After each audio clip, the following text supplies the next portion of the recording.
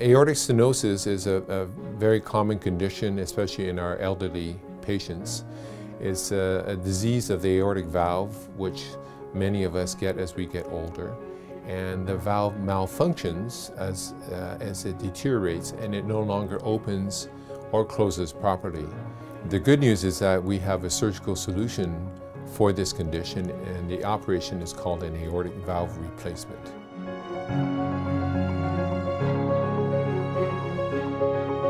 Traditionally, we would perform what we call a full sternotomy, in which the breastbone is opened entirely to do the operation.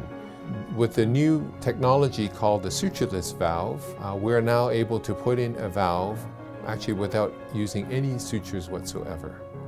And this is revolutionary in the sense that it allows the operation to proceed in a much easier and much quicker fashion. And that usually translates to perhaps a lower risk for the patient. The other advantage of sutureless valves is that it allows us to implant these valves through a much smaller opening or approach, what we call minimally invasive surgery. From a cosmetic point of view, it's very much more pleasing to the patient having a smaller scar instead of a longer scar. Their functional recovery is better, so they're back to work. So with the sutureless valve, we can avoid all these potential complications, and that may translate into an operation that is, substantially less risk for a patient.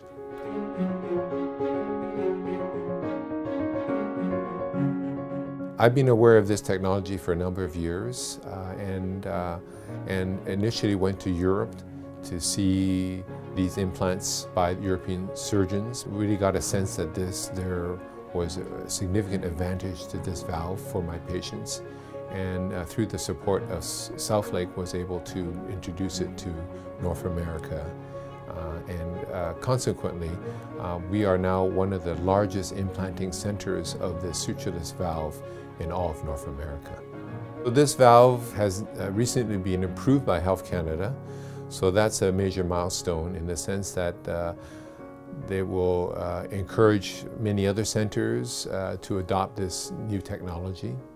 Because we've had such good experience with this valve, it's not unusual for other surgeons and physicians to come visit us to see this technology so they can bring it back to their centers, and also for us to visit other centers to give them a guiding hand in their first implants.